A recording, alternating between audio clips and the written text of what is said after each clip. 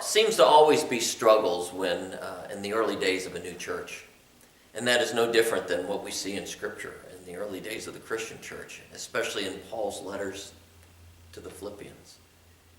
In fact, Paul had some difficult beginnings there. The first time he goes there and tries to start the church, he finds just a small group of women down by the riverbank.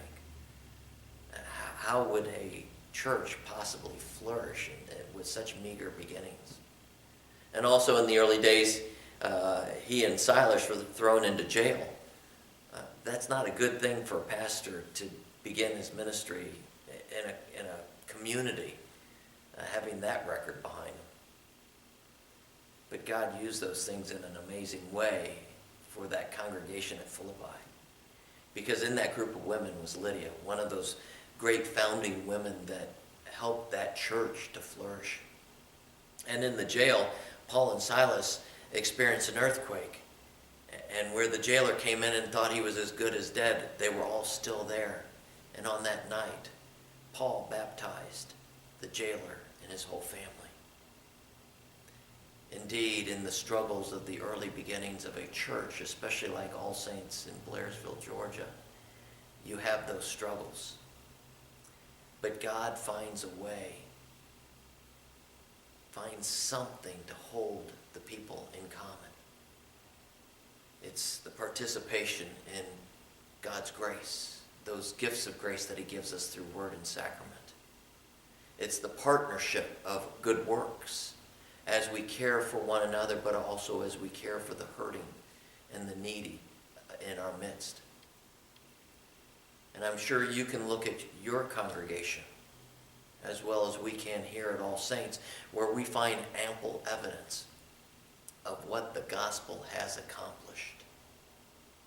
Just like Paul was able to in the beginning of his letter to the Philippians in chapter 1, he expressed his joy at the ample evidence, what the gospel had accomplished among the people there in Philippi. But there seems to be a danger when you begin to celebrate, as we had our 25th anniversary just a few months ago. As you begin to celebrate what you have done, you sometimes get this impression that you've arrived. And so you ask the question, what more can we do? It seems like we've done it all. Or you might say, is there anything else to offer? And so you become very satisfied with what you are, where you're at, that, yeah, you can keep existing this way. You feel safe and comfortable. But what happens is you begin to regard your partnership too lightly. And you no longer work to improve what you're doing.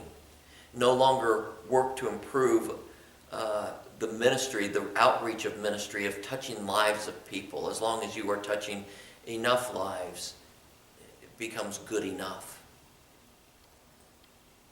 But then what also can happen is you get this infection where you begin to view the mission and the ministry as a tiresome obligation, or maybe even a burden. Now, that doesn't happen overnight.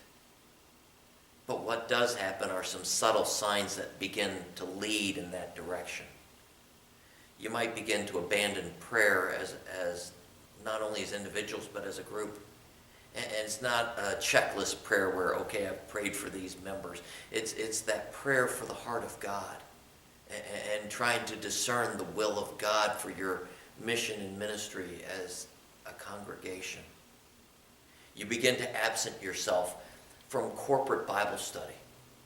You feel like individual devotion, though that devotional hors d'oeuvre is enough word to get, that you really don't have to study the whole word and get into the meat of the word. And so you begin to withdraw from gathering together for those things. You become indifferent about God's means of grace.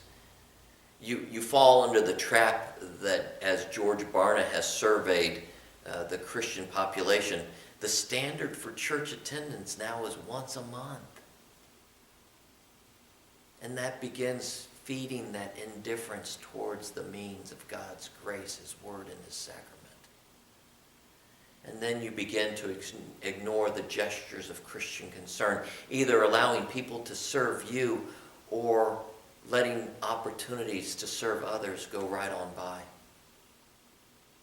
Pretty soon, that congregation is no longer such. It becomes more of an institution. It's an institution without understanding. It's an institution without direction. It's an institution without substance. It's an institution without love. That's the first take. Next, take two.